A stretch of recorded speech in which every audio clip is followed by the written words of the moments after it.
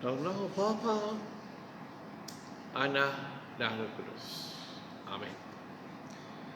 Seorang isteri, dia telah pergi jumpa padri gereja dia. Dan dia kata, padri, saya nak bincang tentang suami saya. Padri, mungkin kamu tahu kami telah ada banyak masalah dalam keluarga. Macam tak ada harapan lah, padri, tak ada harapan. Tiap malam, padri, dia minum dan pukul saya, padri. Bukan saja dia pukul saya, dia juga pukul anak-anak. Sampai anak-anak semua takut untuk bapa mereka. Saya ingat, padri, tak ada harapan. Saya nak cerai. Saya nak cerai suami saya. Dan saya nak bawa anak-anak saya dan balik ke rumah ibu bapa saya. Tak ada harapan, adik. Tak ada harapan. Selepas hari pun telah dengar apa yang jemaat itu kongsi. Dia kata, jangan putus harapan. Dia kata, jangan putus harapan. Tapi jemaat itu kata, padri, kamu tak faham, padri. Bukan satu hari. Sudah beberapa tahun, padri. Sudah beberapa tahun, berapa lama saya nak tahan. Tak bolehlah, padri, tak ada harapan. Dan padri kata, jangan. Kita akan berdoa. Kita ada harapan dalam Yesus Kristus. Kita berdoa supaya Tuhan akan buat sesuatu dalam kehidupan suami kamu. Okeylah, padri, kita akan cuba. Kita akan bagi dia sikit masa. Kami itu jemaah, padri dan beberapa jemaah dari gereja telah mula berdoa untuk keluarga itu. Selepas beberapa tahun, suami pun telah berubah. Ini kadang-kadang kita rasa tak ada harapan. Tak ada harapan. Hari ini kita akan baca tentang seorang bapa.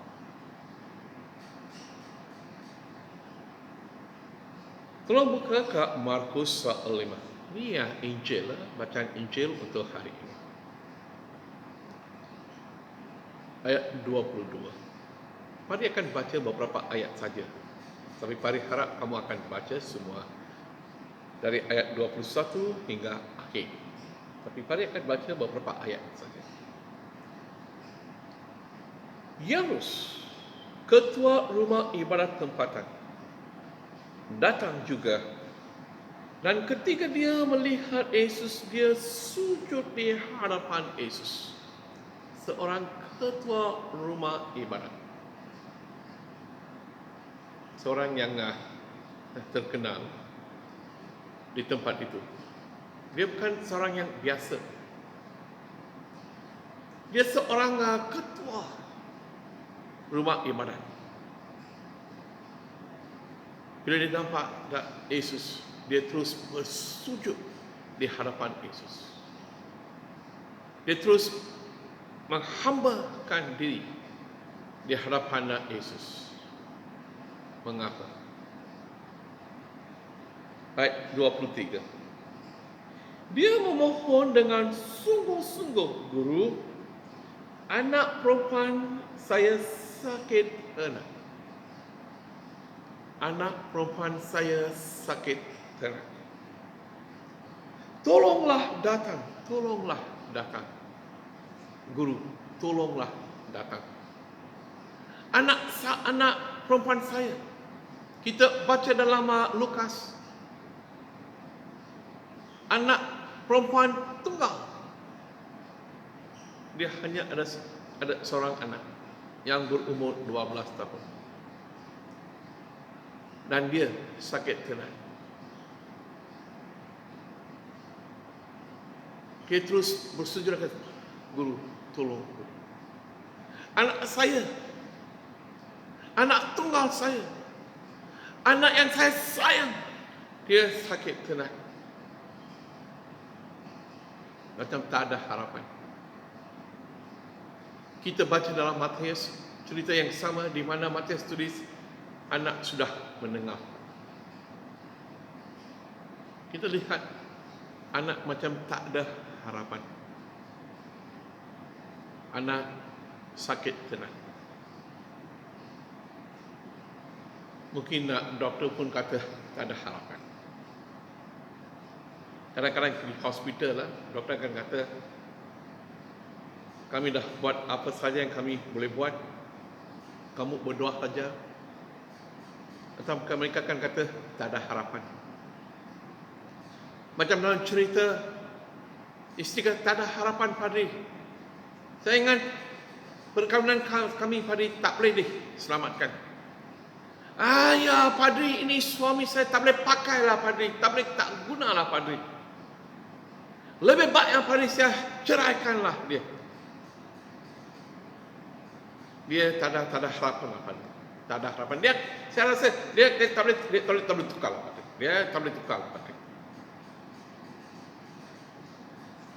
Macam dia kata, anak perempuan saya sakit tenat. Anak yang tunggal. Tengok perasaan bapa dia. Dia tak kisah apa orang akan kata. Walaupun Yesus seorang nabi yang guru yang biasa, dia ketua rumah ibadat. Dia menghambakan diri di hadapan Yesus. Apa dia kata ni ya? Tolonglah datang dan letakkanlah tangan guru padanya supaya dia sembuh dan tidak mati. Dia kata, hanyalah satu harapan saya saja sekarang. Kamulah harapan. Yesus, kamu saja ada harapan.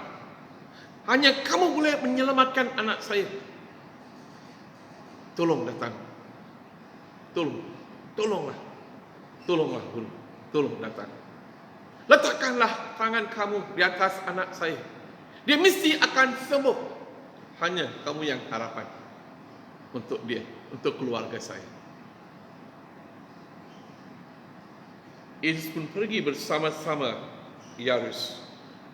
Orang mengikut Yesus amat banyak sehingga dia diasak dari semua isi. Bila Yesus dalam perjalanan ke rumah Yairus, ramai orang. Mungkin Yesus tak dapat pergi cepat. Mungkin bapa, cepatlah Yesus, guru cepat. Guru cepat. Guru cepat.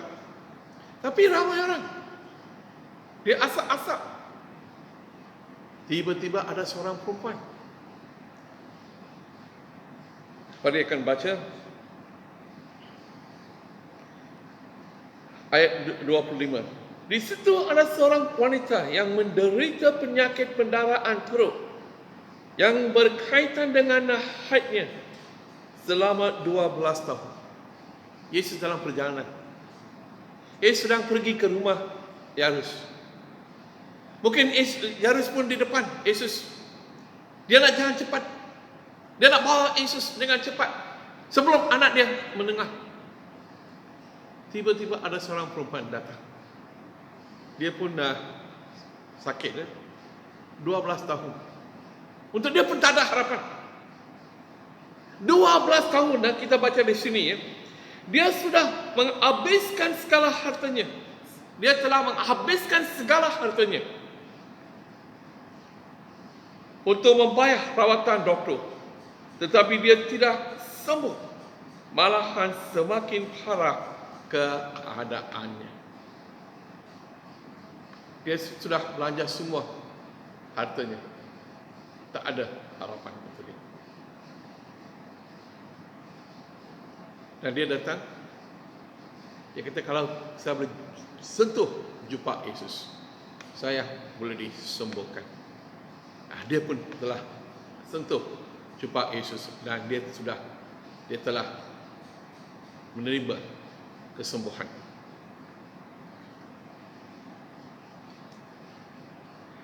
Kita lihat ayat 30. Pada saat itu juga Yesus menyadari ada kuasa yang telah keluar daripadanya.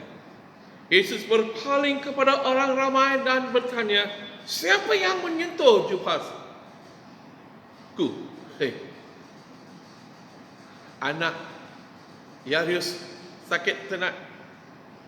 Sekarang perjalanan Yesus ke rumah Yairus pun macam sudah dihalang.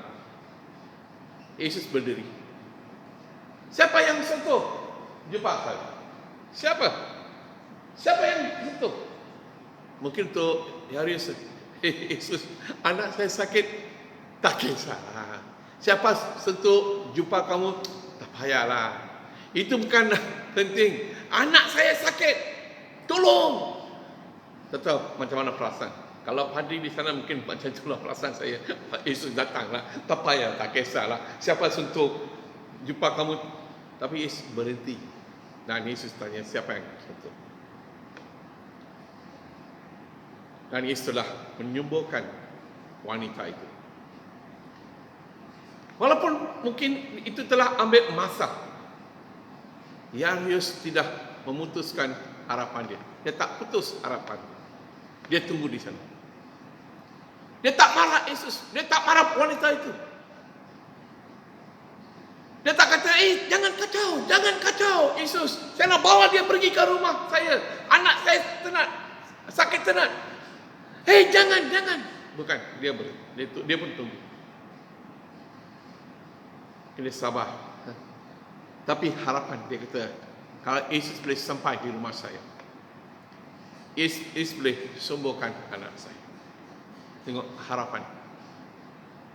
Yesus boleh buat sesuatu untuk anak saya. Harapan. Tapi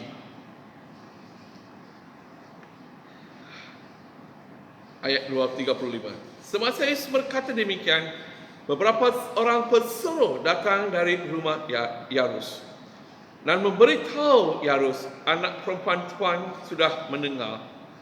Tak usah Tuhan susahkan guru lagi. Berita sedih. Jangan susahkan Tuhan. Dia kata ni ya. Mereka kata, tak usah Tuhan susahkan guru lagi. Jangan susahkan guru lagi. Anak kamu sudah tak ada lagi. Anak kamu tak ada lagi.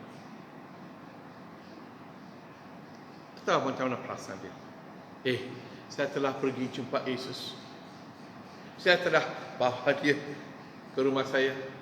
Tiba-tiba ada orang datang kacau, menghalang jalan dia. Adakah dia terus lari dengan ke rumah dia? Bukan. Tengok apa yang Yesus kata kepada dia. Yesus tidak mempedulikan apa yang dikatakan oleh mereka, tetapi dia berkata kepada Yairus, jangan takut, percayalah kepadaku. Anak Yairus sudah meninggal, dia sudah mati, dia tak ada lagi. Orang pesuruh kata, jangan susahkan guru, anak kamu sudah tak ada lagi. Tapi Yesus kata, jangan risau.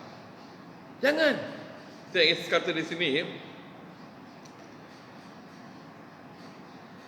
dia berkata kepada Yairus, jangan takut, percayalah kepadaku. Percayalah kepadaku.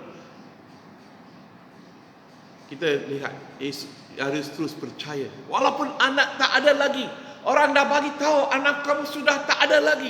Yesus kata, jangan takut, percayalah aku. Dan Yairus saja percaya. Dia masih pegang, kita ada harapan. Walaupun anak saya sudah tak ada lagi, saya masih ada harapan. Sebab guru, dia akan ikut saya. Yesus akan datang ke rumah saya. Bukan Yesus kata, minta maaf. Apa yang saya boleh buat? Anak kamu sudah mendengar. Adakah Yesus kata macam itu?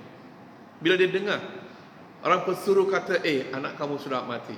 Adakah Yesus kata, minta maaf. Saya tahu buat apa. Tak, Yesus kata, jangan takut. Dan Yesus terus pergi ke rumah Yairus dan membangkitkan anak Yairus yang sudah mati. Mengapa Yairus telah terus pegang? Dia kata ada harapan dalam Yesus. Saya telah pergi jemput Yesus. Saya percaya Yesus boleh sembuhkan anak saya. Walaupun perjalanan ke rumah dia sudah macam ada masalah sikit. Masalah baiklah. Dan perjalanan ada seorang wanita yang telah menghadapi masalah penyakit 12 tahun. Walaupun Yesus telah di perjalanan dia telah dia lewat sikit. Tapi bila Yesus kata jangan takut, Yesus kata saya masih ada harapan. Saya masih ada harapan dalam Yesus, dalam guru ini. Dan Yesus telah pergi dan membangkit anak Yairus. Mungkin dalam untuk kita sebagai manusia, kadang-kadang kita kata tak ada harapan lah, Padri. Saya pun dah cubalah, Padri. Berapa saya pun dah cubalah, Padri. Oh, Padri, saya tak tahu apa saya nak buat. Macam cerita yang Padri kongsi, ya. Apa saya boleh buat, Padri? Saya dah berdoa, saya dah cakap dengan dia, saya dah jemput kawan-kawan dia, cakap dengan suami saya, tak ada harapan. Jangan kata tak ada harapan.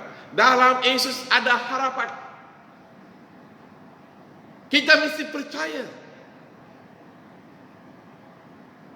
Untuk Yesus tak ada yang mustahil. Kalau kita boleh serahkan masa depan kita, kalau kita boleh serahkan masalah kita, kata Tuhan, saya rasa macam tak ada harapan. Saya tak ada kekuatan lagi, Tuhan. Tapi saya pegang kaki kamu. So saya percaya dalam Yesus ada harapan. Saya percaya Tuhan Yesus akan buat sesuatu dalam kehidupan saya. Tuhan, kamu akan sentuh suami saya, isteri saya, anak-anak saya. Dan Tuhan akan memberkati kehidupan saya, keluarga saya. Tak kisah kesakitan ke Adam atau keluarga, masalah keluarga. Percaya dalam nama Yesus. Pegang kepada Yesus. Tengok bapa Yairus, dia tak putus harapan. Walaupun perjalanan Yesus ke rumah, dia telah dihalang. Dan sebelum Yesus meneruskan perjalanan dia telah dengar berita anak tak ada, tapi dia terus pegang kepada Yesus. Apa yang Yesus kata kepada dia. Percayalah dalam janji-janji yang dibuat oleh Yesus dalam Alkitab. Tuhan Yesus akan menepati semua janji yang dia buat kepada kita. Peganglah kepada janji-janji yang dibuat oleh Tuhan. Yesus telah janji kepada Yairus, jangan takut. Jangan takut. Mereka kata anak kamu sudah mendengar, anak kamu dia tidur. Orang kata tak ada harapan, saya kata ada harapan. Pegang, dia telah pegang kepada apa yang Yesus kata kepada dia. Yairus telah pegang kepada apa yang Yesus kata kepada dia. Malah kita pegang kepada janji-janji yang Tuhan telah buat untuk kita dalam Alkitab. Percaya dan hiduplah seperti orang yang ada harapan. Jangan hidup macam orang yang belum kenal Yesus, macam orang yang tak ada harapan. Untuk kita ada harapan. Pegang harapan ini dalam Yesus Kristus. Tuhan memberkati kamu. Dalam nama Bapa, Anak dan Roh Kudus. Amin.